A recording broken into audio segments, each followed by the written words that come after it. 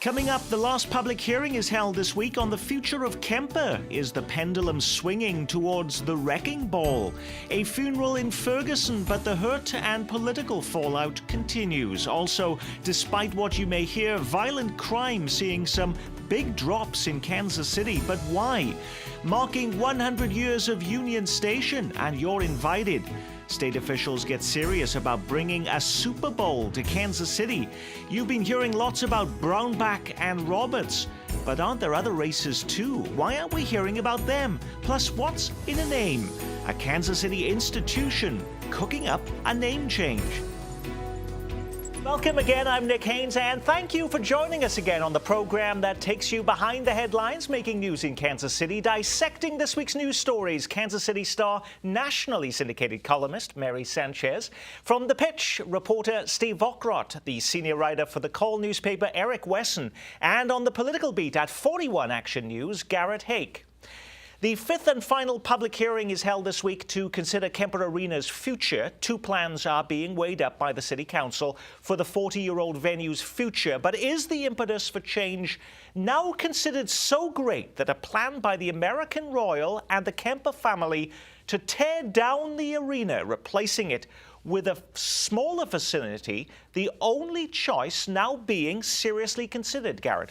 It doesn't look like it's a foregone conclusion, but it's getting close. I think what the planners are concerned about is having Kemper fall into that middle space where you've got the Astrodome and the Silverdome in Detroit, these buildings where no one ever came up with a plan, and the longer they wait, the more interest wanes.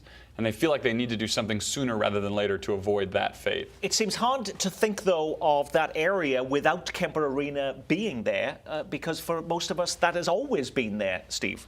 Well, it's getting easier to forget about it because it's hardly used for anything other than, I mean, the last time I went there was for a high school graduation a couple of years ago.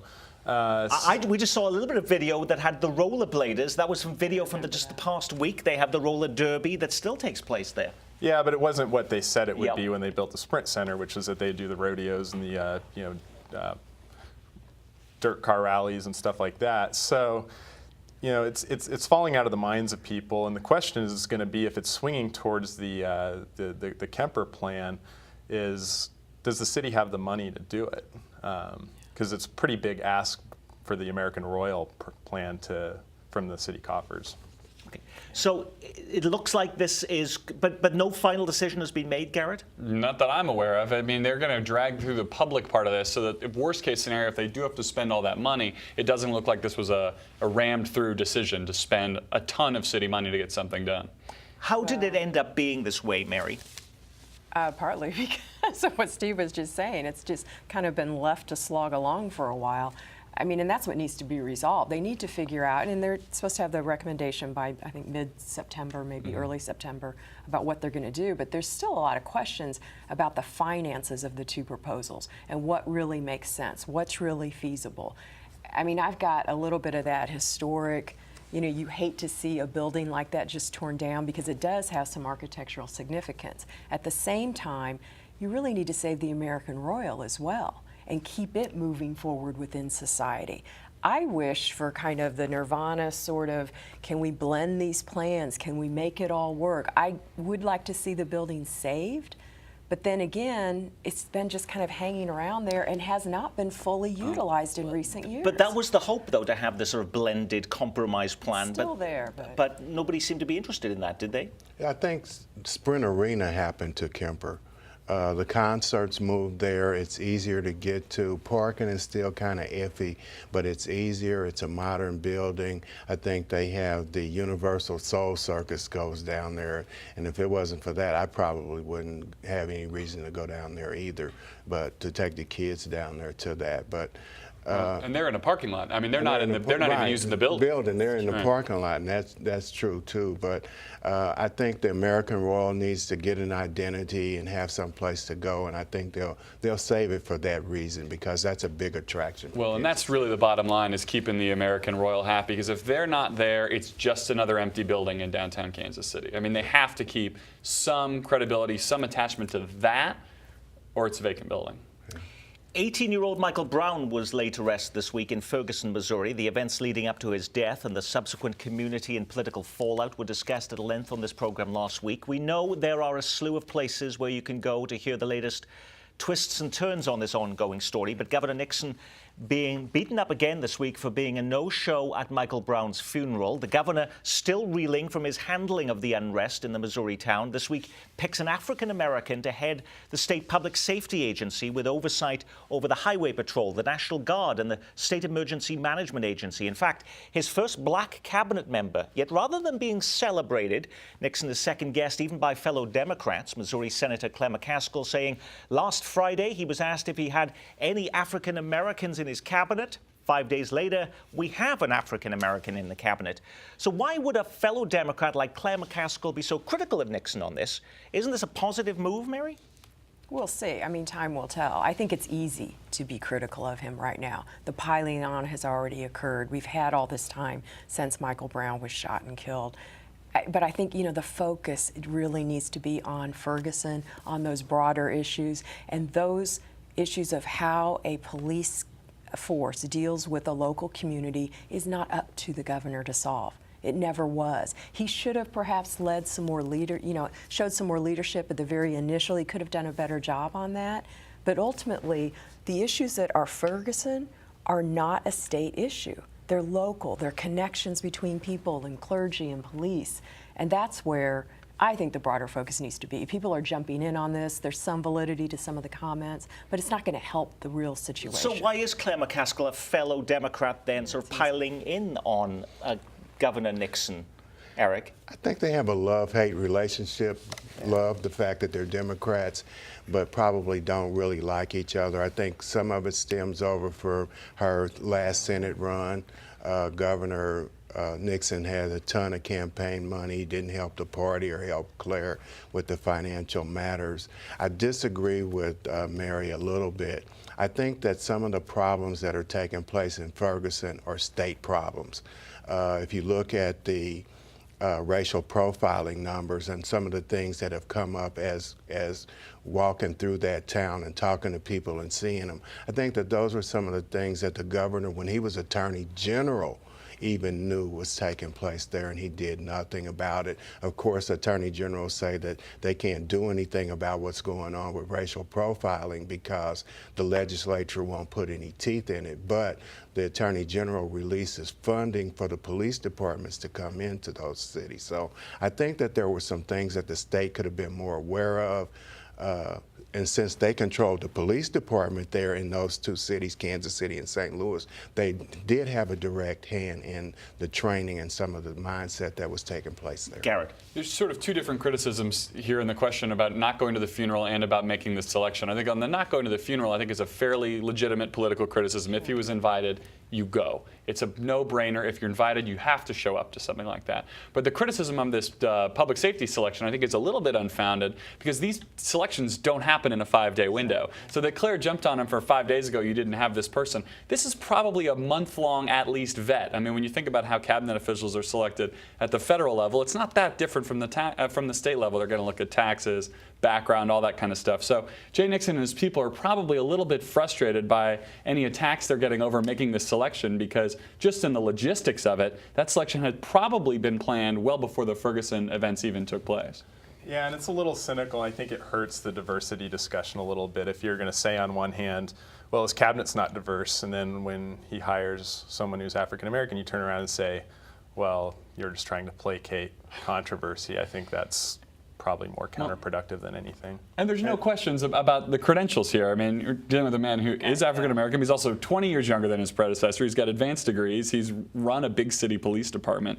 I mean, that's a nakedly political attack. Bad. Yeah, exactly. I mean, the interesting thing is the first time that I heard the name of Captain Ron Johnson was years ago when I was writing articles and looking at diversity within policing, and people were bringing up the fact that there wasn't enough diversity within the Missouri Highway Patrol. So I mean, he's been around a long time, and so is this other man. Very, very well schooled. Eric. There's two things. I think the family asked him not to come to the funeral. Yeah, in which case, I think there are reports that happened. But the diversity comes in with the last African American he had on his cabinet was Kelvin Simmons, and that's been several years ago, and Kelvin was the only one.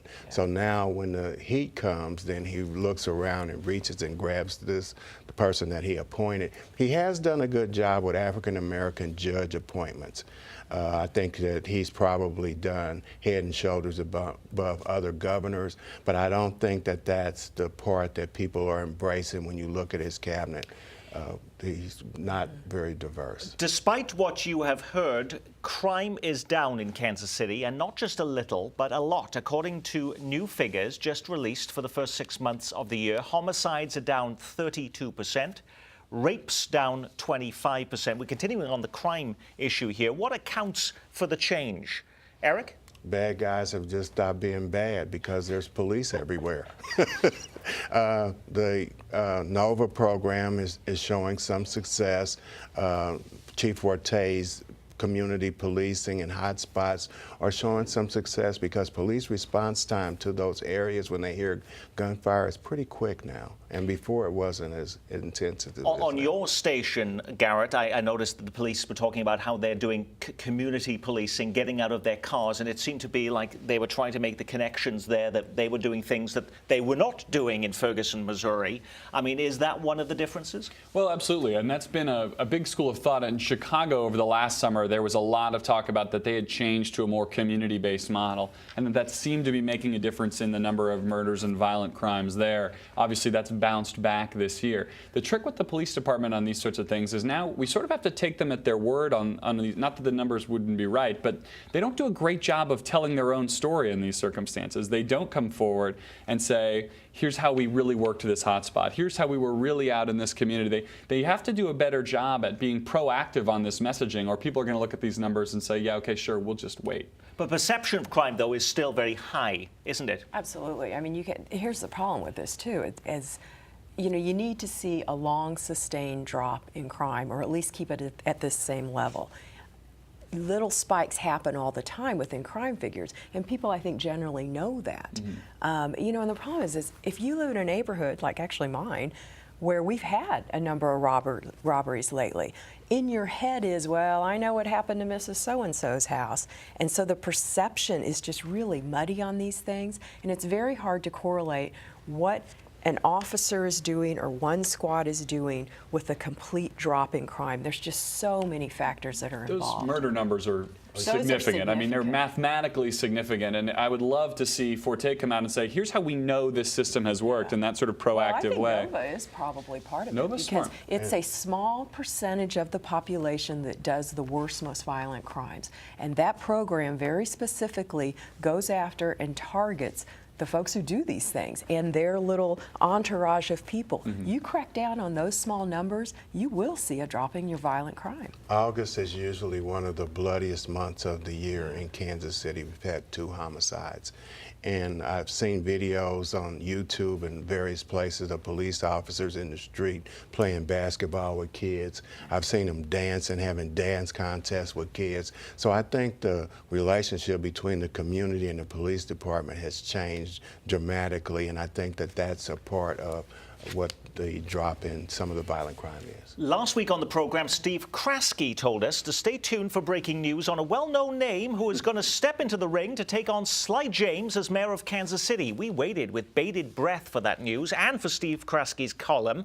So who was the contender ready to go toe-to-toe with the mayor? Well, according to Kraske, former city councilman and head of the Citizens Association, Dan Coffran, whose last claim to fame was given Emmanuel Cleaver a run for his money in the 1995 mayor's race. He got 45% of the vote back then, giving Cleaver a scare. But that was almost 20 years ago now. Is he really a threat to James almost 2 decades later, Garrett? Probably not. I mean, that's a long time to be out of the political game. And while some of the things he has been saying, this sort of bling versus basics, that's going to come off as offensive in some corners. But I do think the meat and potatoes approach, there's a window there when you look at the citizen satisfaction survey and you see where people are unhappy. It's on things like road maintenance and the basic blocking and tackling of running a city government. But for someone who was a city councilman and then has basically been on the bench politically in terms of the broader city setting for the last 20 years, to knock off an still incredibly popular incumbent mayor would be a fairly spectacular feat without a major misstep by Sly James. Is there anyone out there who could beat Sly James, Steve Ockrott? It's hard to say, and local politics are pretty difficult to predict. I will say that if Mayor James draws a challenger, it will be interesting to see how he defends his own record. The Star had a write-up the other day that gave him credit for things like the e-tax, which he wasn't the mayor for when that got renewed. Gave him credit for sewer and water bond elections. Those are the snooziest elections out there, and they always pass. I would bet they passed under Funkhauser, Barnes, Cleaver, and so forth. One of the biggest things that Mayor James advocated for was the streetcar. The downtown line was passed with just a few hundred voters. The extension was beat by 20 percentage points. That was a lot of political capital that he and others on the city council put into that. So the discussion is going to be, what has the mayor done aside from being an effective booster for the city? And that's going to be the thing to watch for in this race, is how he articulates his accomplishments. Well, But and how an opponent could articulate Exactly. that. Someone's gotta- And someone has to do it in a way that really sells it as well as what Sly James does. I mean, what he is just fantastic at is he has that amazing ability, which I think it is so underrated, people don't realize how far this goes. But he can show up at such diverse events and appear authentic. I mean, I saw him last week at an event with the military. Well, he pulls out that, he's a Marine, his father was a Marine, his son's a Marine, and literally salutes all these officers, and it's real. Within the black community, he grew up in the black community. So he's not pitching little vibes or trying to say things to sound like he's cool or hip. He's an attorney. And it's that sort of smoothness that, actually works politically, unless you get someone who can really take him on and really deal with these nuts and bolts, hardcore issues of running a town. Is he beatable, Eric? I think he beats himself. If he is to lose, he loses because Sly loses. I think that he has enough successes with the children, specifically with the children on the plaza, moving them into the KC Club that took the plaza, and those incidents there with the young kids off the front page of the Star, The Call, and Channel 41 News. So he's got that. He's got some improvements. You're not driving down the street and you see water mains exploding all over the place like you used to. He's got some successes if he builds on those successes. But on the other hand, he's got to stop getting into these meaningless fights about outsourcing jobs. The contest that he got into with John Sharp and then they repealed it, that was something that wasn't beneficial. The streetcar, whether he brings it up again or not before his reelection, I hope he doesn't for his sake. But if he gets that done and he gets his message across, I think he gets reelected really easy. Completely agree with both of your points, and expect to see those crime numbers come up again in an election too, if he can say that they're coming back down. But I think you're exactly All right. because of Sly James. Well, but if he gets aggressively sort of prosecuted on the points that Steve was making, I mean, by somebody who can very smoothly, bring up each one of those points and really push him, he has a tendency to get called out in those types of arguments, and you do that in the wrong setting, and that could really work against him. Well, speaking of elections, last week we dissected the race for governor in Kansas and the quest by Pat Roberts to regain his U.S. Senate seat in the Sunflower State. But what about all these other congressional races underway on both sides of state line? Well, why don't we hear about them? From Cleaver to Yoder, they're all up for election. This is supposed to be a year where the president's approval rating is in the ditch. Is Democrat Emanuel Cleaver vulnerable in an increasingly red state Missouri, Eric? No. Why not? How can that be? Because he connects to people. He's got the gift like Mayor James, as Mary was just talking about. He connects to people. He knows the people's issues, and he brings those issues. Okay, his challenger is Jacob Turk. He's run for the seat before. But the district hasn't changed. I mean, to your point about a red state, and this is why those statewide elections are different than these, the district hasn't changed. The district is not really any more red than it was before or after. In these House races, you need either an incredible set of circumstances locally to change, or you need an incredibly dynamic candidate to change the entire setup of the scene. And neither one of those exists in the Cleaver race. I think he will easily win re-election. Mary, what about Kevin Yoder in the Kansas 3rd Congressional District? A decade ago, this was a seat firmly in Democratic hands with the formidable Dennis Moore controlling the seat. His opponent is Kelly Kultler, a former state senator from Wyandotte County. Is Yoder facing any anxiety attacks in this campaign? I doubt it. It's almost for the same reasons. I mean, I think he feels fairly secure in where he is. When Dennis Moore had that seat, it was a little bit of an anomaly. That that was more of the era of the moderate Republican voters within the Johnson County area. And Yoder, I mean, he's got his supporters. He's beloved, and he gets out there. His name recognition is extremely high. So that's why we're not hearing a lot about these races then?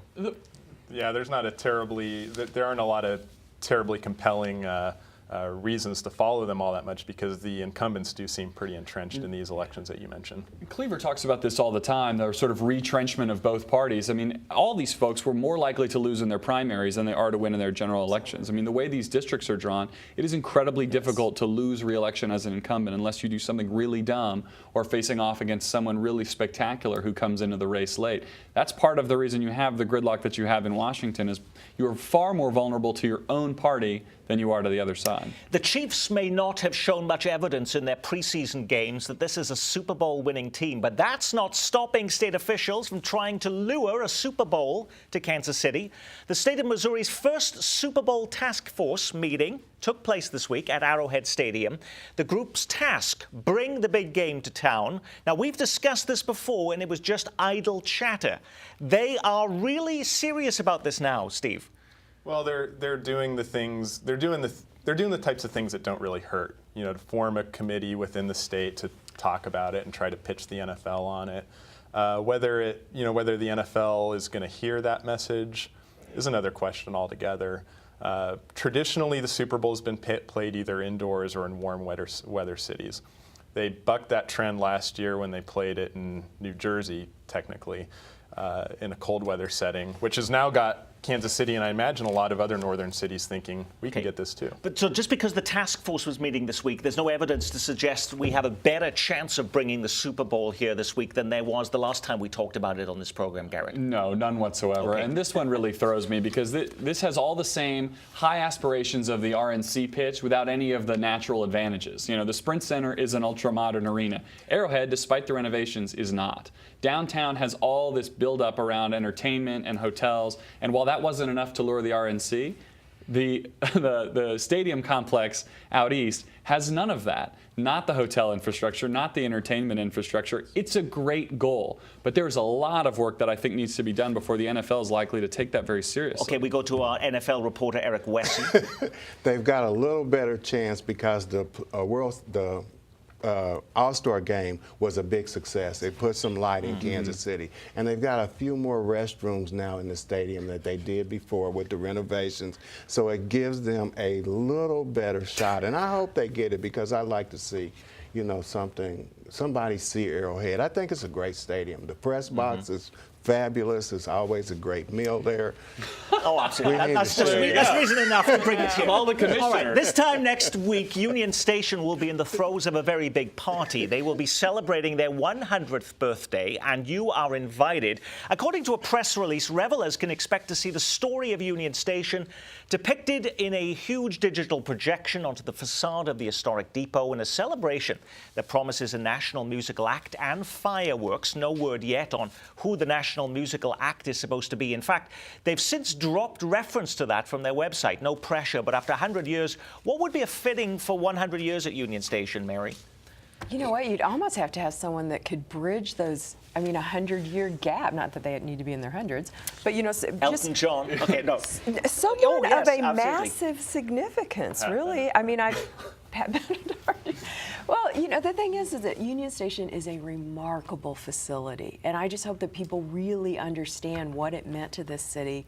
And personally, people like me who are from here, that we were able to save it. So many other towns were not, and that was not an easy And it seems to be endeavor. doing pretty well right now. It's doing a lot better than it was. Yeah, it really struggled there after the renovation. Yep. I don't know. You know, the question is, going forward, where will Union Station be at its 200th, at its 125th? Well, we're actually going to have you on the program to discuss that with us. Would you let's promise? not. No, would you promise to come on and talk about that with us, Garrett? Sure. The folks who are having the debate about the Kemper should really be paying attention to what Union Station has done right. I mean, they've managed to stay relevant and attract so many different types of events and really keep the spotlight on Union Station, despite the presence of the Kauffman Center just a little further downtown that does a lot of the same things. I think they've done a lot right there, and there's a worthy remembrance of that. And I think they'd probably be the Rolling Stones. They were playing 100 years ago, right? They can move Sly's youth party down to the Kemper Arena. Hey, that event, by the way, starts at 5 p.m. next Friday at Union Station, and it's free, and it coincides with the Chiefs pep rally. A Kansas City institution is changing its name.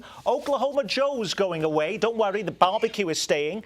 It's just the Oklahoma that's going. 17 years after the restaurant's owners shut down their first and only restaurant in Oklahoma, in Stillwater to be exact. They're rebranding and will now be known as Joe's Kansas City Barbecue. We survived the St. Louis Bread Company becoming Panera, Smokestack becoming Jack Stack, the Wizards becoming Sporting Kansas City. Is there any reason to believe Kansas Cityans will have a hard time with this change? Steve Vockrodt. I doubt it. I mean, it's not a big mental leap to make to get rid of the Oklahoma and replace it with Kansas City. Garrett. As much as Kansas City is sort of resistant to change in a lot of areas, if I drive by Joe's Barbecue now and there's not a line outside, I'm still going No, in. it's going to destroy it for you, is it, Mary? Not at all. I think Anthony Bourdain, we just need to let him know the name has changed. People will still go. All righty. That news has been reviewed. We thank you for joining us. I'm Nick Haynes. From all of us here at KCPT, have a great Labor Day weekend. Good night.